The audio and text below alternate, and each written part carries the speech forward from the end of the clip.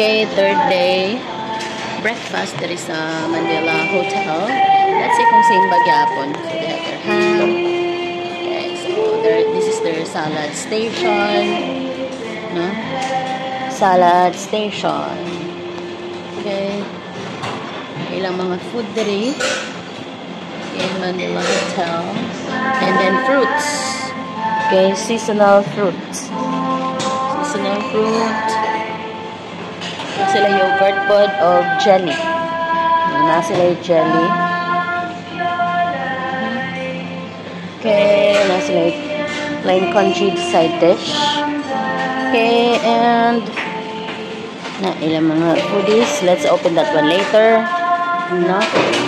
So, there is ilang bakery station. No? Ilang bakery station. Dako kayo og mga ano for toast. Okay, vegetarian spring roll. That's my favorite. The vegetarian spring roll is very lami. So, napod sila yung andiri or noodle soup. Muna siya ilang specialty daw. Kung sa Thailand pa is ilang sana pad thai. Napod sila ilukchin sa para sa Thailand. Okay. Good morning. Okay, so let's check their food. Grilled pork sausages and chicken. So, same ragyapon siya sa first day.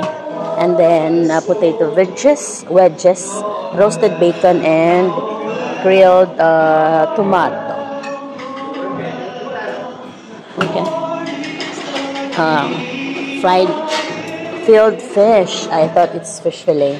Okay, pan carbonara.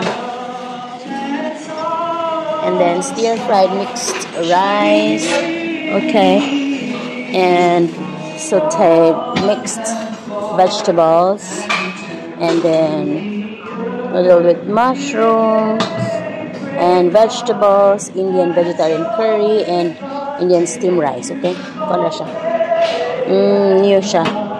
Tapos, ang ilang dessert, sticky rice with black bean and steamed rice pancake.